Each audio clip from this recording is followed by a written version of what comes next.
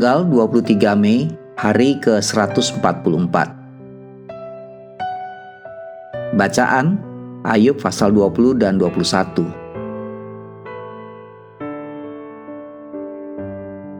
Sofar dan Ayub, debat kedua. Garis besar. Sofar yang ahli dalam memberikan jawaban yang mudah untuk pertanyaan-pertanyaan sulit, sekarang tampil kembali untuk yang terakhir kalinya. Komentarnya menyangkut orang fasik. Ayub pasal 20 ayat 5 tetap diarahkan langsung kepada Ayub. Orang jahat akan dibuang, dosa dan kekayaan akan memakannya. Mereka yang ditindas akan melihat kekalahannya, dan kemarahan murka Allah akan menjatuhkannya. Kemudian Ayub menjawab, orang jahat kadang-kadang beruntung dan menikmati kemewahan kekayaan mereka, dan mereka menghabiskan hari-hari mereka dalam kemakmuran. Kenyataannya, orang jahat terhindar dari bencana dan dimakamkan dengan hormat. Ayub menyimpulkan, alangkah hampanya penghiburanmu bagiku. Semua jawabanmu hanyalah tipu daya belaka. Ayub pasal 21 ayat 34. Renungan harian. Bagaimana Anda bisa menjelaskan ketidakadilan yang tampak di dunia saat ini? Orang jahat pada umumnya tidak dihukum dan penipu tetap hidup, sementara orang jujur bangkrut.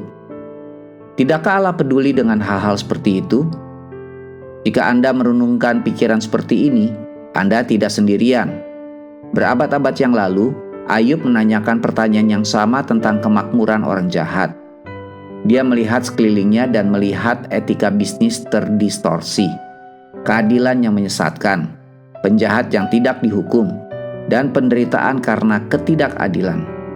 Di mana-mana dia melihat ada alasan untuk pesimisme sampai dia memandang kepada Tuhan. Dan tiba-tiba semuanya menjadi fokus yang tajam. Tuhan yang kekal menyusun rencananya dari perspektif kekekalan. Pada akhirnya, semua perkara akan diselesaikannya dengan adil. Tetapi untuk sekarang, Tuhan memanggil orang benar untuk mempercayainya, meninggalkan pembalasan pada tangannya, dan berjalan dengan iman. Pilihlah situasi yang tidak adil dalam kehidupan sehari-hari Anda, dan lihatlah dari sudut pandang Allah. Apa yang Anda lihat? Bagaimana Anda akan merespon?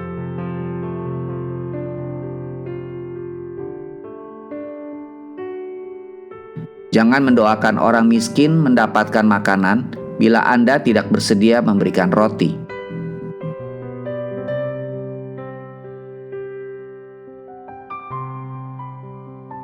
Pendalaman.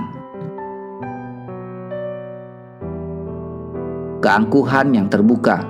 Ayub pasal 20 ayat 3. Kebanggaan Sofar terserang dalam Ayub pasal 20 ayat 3 melalui komentar Ayub sebelumnya. Ayub pasal 19 ayat 28 sampai 29. Menurut Paulus, kasih itu sabar, kasih itu murah hati, ia tidak cemburu, ia tidak memegahkan diri dan tidak sombong, ia tidak melakukan yang tidak sopan dan tidak mencari keuntungan diri sendiri, ia tidak pemarah dan tidak menyimpan kesalahan orang lain, ia tidak bersuka cita karena ketidakadilan, tetapi karena kebenaran. Ia menutupi segala sesuatu, percaya segala sesuatu, mengharapkan segala sesuatu, sabar menanggung segala sesuatu. Demikian 1 Korintus pasal 13 ayat 4 sampai 7. Seberapa baik menurut Anda Sofar dan teman-temannya menunjukkan karakteristik kasih ini kepada Ayub?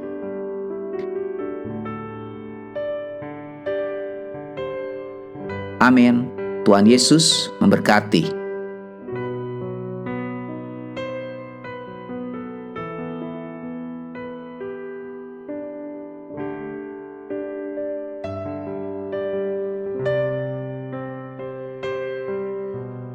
Ayub pasal 20. Pendapat Sofar bahwa sesudah kemujuran sebentar, orang fasik akan binasa. Maka Sofar orang Naama menjawab, oleh sebab itulah pikiran-pikiranku mendorong aku menjawab. karena hatiku tidak sabar lagi. Ku dengar teguran yang menghina aku. Tetapi yang menjawab aku ialah akal budi yang tidak berpengertian. Belumkah engkau mengetahui semuanya itu sejak dahulu kala, sejak manusia ditempatkan di bumi, bahwa sorak-sorai orang fasik hanya sebentar saja, dan sukacita orang durhaka hanya sekejap mata. Walaupun keangkuhannya sampai ke langit, dan kepalanya mengenai awan, namun seperti tahinya, ia akan binasa untuk selama-lamanya. Siapa yang pernah melihatnya bertanya, di mana dia? Bagaikan impian ia melayang hilang, tak berbekas, lenyap bagaikan penglihatan waktu malam. Ia tidak lagi tampak pada mata yang melihatnya, dan tempat kediamannya tidak melihatnya lagi. Anak-anaknya harus mencari belas kasihan orang miskin, dan tangannya sendiri harus mengembalikan kekayaannya. Tulang-tulangnya boleh penuh tenaga orang muda, tetapi tenaga itu pun akan membaringkan diri bersama dia dalam debu. Sungguh pun kejahatan manis rasanya di dalam mulutnya, sekalipun ia menyembunyikannya di bawah lidahnya, menikmatinya serta tidak melepaskannya, dan menahannya pada langit-langitnya. Namun berubah juga makanannya di dalam perutnya, menjadi bisa ular tedung di dalamnya. Harta benda ditelannya, tetapi dimuntahkannya lagi. Allah yang mengeluarkannya dari dalam perutnya, bisa ular tedung akan diisapnya. Ia akan dibunuh oleh lidah ular. Ia tidak boleh melihat batang-batang air. Dan sungai-sungai yang mengalirkan madu dan dadih, ia harus mengembalikan apa yang diperolehnya dan tidak mengecapnya. Ia tidak menikmati kekayaan hasil dagangnya, karena ia telah menghancurkan orang miskin dan meninggalkan mereka terlantar. Ia merampas rumah yang tidak dibangunnya. Sesungguhnya ia tidak mengenal ketenangan dalam batinnya, dan ia tidak akan terluput dengan membawa harta bendanya. Suatu pun tidak luput daripada lahapnya. Itulah sebabnya kemujurannya tidak kekal. Dalam kemewahannya yang berlimpah-limpah, ia penuh khawatir. Ia ditimpa kesusahan dengan sangat dahsyatnya. Untuk mengisi perutnya, Allah melepaskan ke atasnya murkanya yang menyala-nyala, dan menghujankan itu kepadanya sebagai makanannya. Ia dapat meluputkan diri terhadap senjata besi, namun panah tembaga menembus dia. Anak panah itu tercabut dan keluar dari punggungnya. Mata panah yang berkilat itu keluar dari empedunya. Ia menjadi ngeri. Kegelapan semata-mata tersedia bagi dia. Api yang tidak ditiup memakan dia, dan menghabiskan apa yang tersisa dalam kemahnya. Langit menyingkapkan kesalahannya, dan bumi bangkit melawan dia. Hasil usahanya yang ada di rumahnya diangkut. Semuanya habis pada hari murkanya. Itulah ganjaran Allah bagi orang fasik, milik pusaka yang dijanjikan Allah kepadanya. Ayub pasal 21.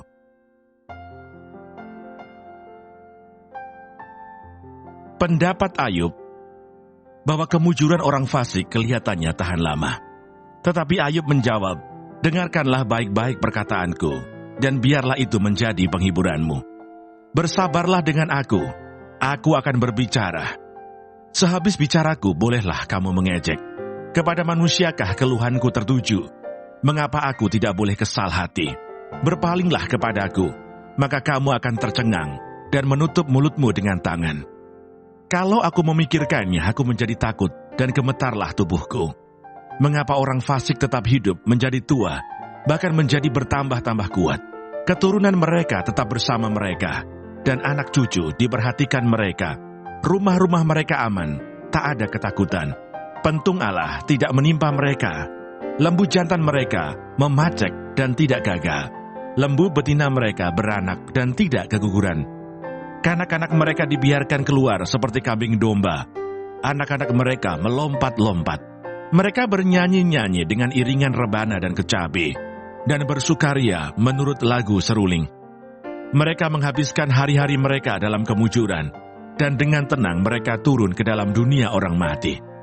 Tetapi kata mereka kepada Allah, pergilah dari kami tidak suka mengetahui jalan-jalan-Mu. Yang Maha Kuasa itu apa, sehingga kami harus beribadah kepadanya? Dan apa manfaatnya bagi kami, kalau kami memohon kepadanya? Memang kemujuran mereka tidak terletak dalam kuasa mereka sendiri, Rancangan orang fasik adalah jauh daripada aku. Betapa sering pelita orang fasik dipadamkan. Kebinasaan menimpa mereka dan kesakitan dibagikan Allah kepada mereka dalam murka-Nya. Mereka menjadi seperti jerami di depan angin, seperti sekam yang diterbangkan badai. Bencana untuk dia disimpan Allah bagi anak-anak-Nya. Sebaiknya orang itu sendiri diganjar Allah supaya sadar. Sebaiknya matanya sendiri melihat kebinasaannya, dan ia sendiri minum dari murka yang maha kuasa. Karena peduli apa ia dengan keluarganya sesudah ia mati, bila telah habis jumlah bulannya. Masakan kepada Allah diajarkan orang pengetahuan, kepada Dia yang mengadili mereka yang di tempat tinggi, yang seorang mati dengan masih penuh tenaga. Dengan sangat tenang dan sentosa, pinggangnya gemuk oleh lemak, dan sumsum tulang-tulangnya masih segar. Yang lain mati dengan sakit hati, dengan tidak pernah merasakan kenikmatan. Tetapi sama-sama mereka terbaring di dalam debu, dan berenga-berenga berkeriapan di atas mereka. Sesungguhnya aku mengetahui pikiranmu, dan muslihat yang kamu rancangkan terhadap aku. Katamu, di mana rumah penguasa? Di mana kemah tempat kediaman orang-orang fasik? Belum pernahkah kamu bertanya-tanya kepada orang-orang yang lewat di jalan? Dapatkah kamu menyangkal petunjuk-petunjuk mereka, bahwa orang jahat terlindung pada hari kebinasaan, dan diselamatkan pada hari murka Allah? Siapa yang akan langsung menggugat kelakuannya, dan mengganjar perbuatannya? Dialah yang dibawa ke kuburan, dan jiratnya dirawat orang. Dengan nyaman ia ditutupi oleh gumpalan-gumpalan tanah di lembah. Setiap orang mengikuti dia, dan yang mendahului dia tidak terbilang banyaknya. Alangkah hampanya penghiburanmu bagiku. Semua jawabanmu hanyalah tipu daya belaka.